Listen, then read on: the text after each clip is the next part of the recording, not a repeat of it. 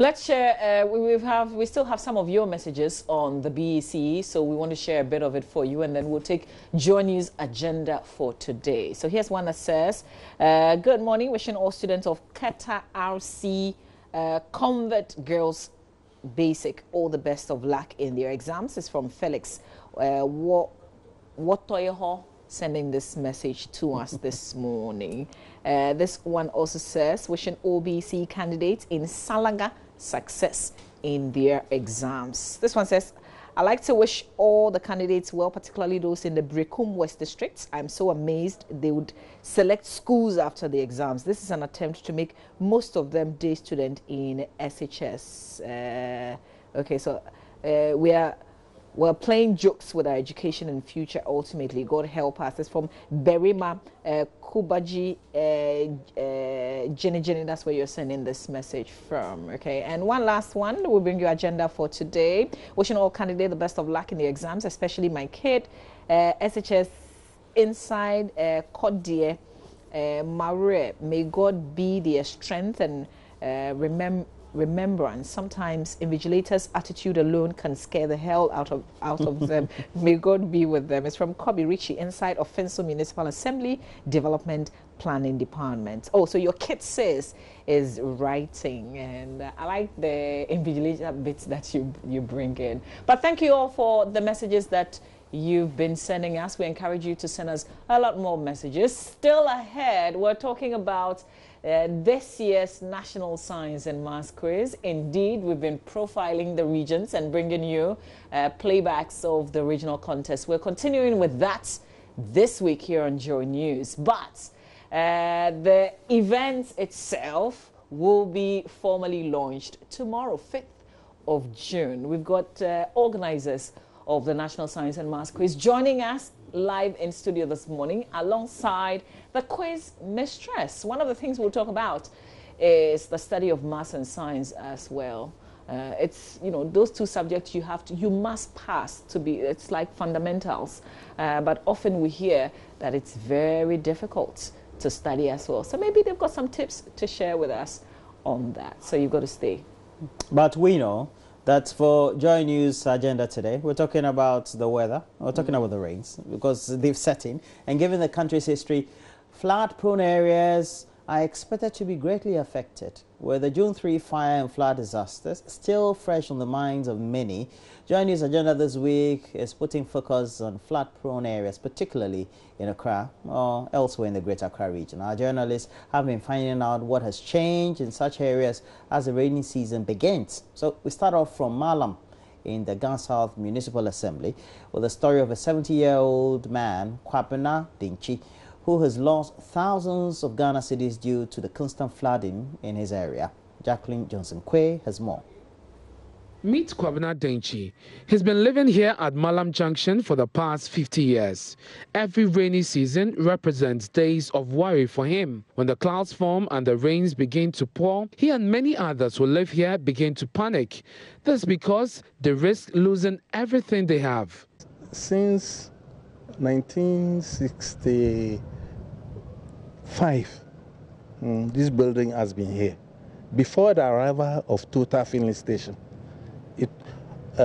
it was I who wrote to the Ghana Highways Authority telling them they didn't do their work well, because after the filling station, the first rains, it flooded here. And since then, I've not known peace. It has demolished so many things and damaged so many things. I'll be in the room sleeping. I quite remember I was sleeping in the room when the water enters my room, knee high. I used to have a beer bar. I employed 12 people. They are all gone. If the waters keep coming every time it rains heavily, which means I have a problem. My TVs, as I sit down right now, I don't have a single TV, but I have 3 TVs. Even I bought them recently, about 3 years ago. Everything damaged. Denchi is one of the hundreds of residents who cannot forgive government for poor planning of the city when the rainwater rushed through the narrow walkways in the community to their homes and shops.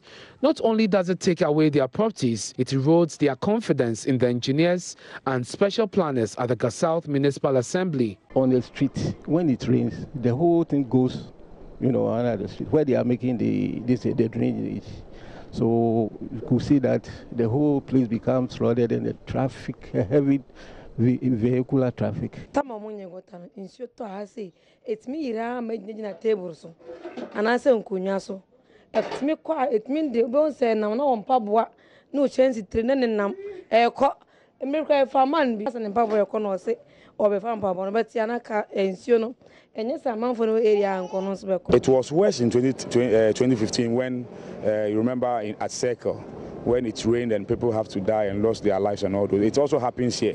We lost, I think, 2 people at Mallam Bola Road. But all of this is about to change with the construction of a bigger storm drain at the Mallam Junction. Though the project has not been completed, residents have started seeing improvements in the situation. Denchi was pleasantly surprised when he woke up after the recent downpour to find that the area is not flooded. This year it has rained 3 times and the water passed the other side.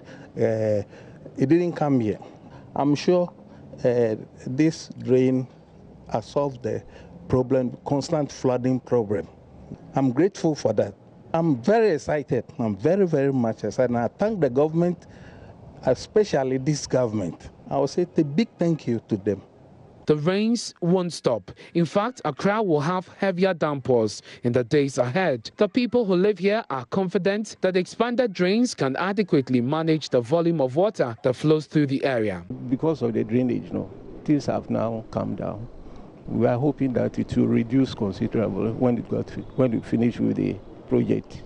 I say the sofa in Soto like a baba, it's me to their fine. We are so one train. Omega time they won't change this baby because he said the intone and my entire boy. Recently, when it rained, I think it was a little better than previous rains that have been, the flood that has been occurring. I think this time it wasn't like previously.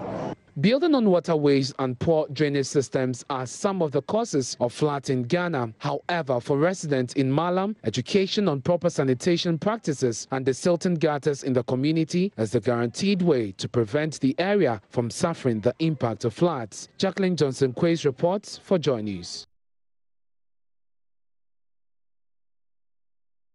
Well, if you live in one of those areas, not only typically in Accra, but elsewhere across the country, in Kumasi, in Tamale, Cape Coast, Takrady, you just have to tell us what your own experiences have been. Make sure that join us on TV, our regular page on Facebook. You tag us with pictures, with videos, if you have instances of videos that you've taken during the periods when there are floods. And I know people who have bought properties. What breaks my heart is so people who live in these flood-prone areas where they've genuinely acquired, isn't there anything that the state could do? I mean, is it like you just have to watch, you sit back and watch every year, each year when the rains set in, and you know that definitely when it rains, you're going to be in trouble? We should be able to. I'm not too sure the state has any role to play in compensating or relocating those people. What the state can do or is supposed to be doing is to map out or follow through what the plans are, as in putting in place drains and all that. Because if you look at elsewhere in Accra, we have people who have lived in areas for decades, and all of a sudden they are seeing floods recently in their communities. So it means that the way we had the map out strategy or the planning of the city has not been followed through. So you've had areas which should not be witnessing floods, seeing them, just because we have they live in low-lying areas, etc. And that has been a main problem. For example, Adabraka used to not typically be a flood-prone area, but in recent times, because we've planned poorly, we're now seeing some of those places. But we're hoping, with regards to the Mallam situation, we're hoping that the culverts that have been successfully built, right? Do they know that it will solve? Well, so we wait to see, hoping. because we can only test it after the rains. So yeah, that's true, yeah. true, So true. we're hanging around, waiting to see how effective, particularly all the troubles that that project has brought onto people who live there, the traffic and all. Well, we true, hope that true. it would cure what is meant to cure finally, but we will test that.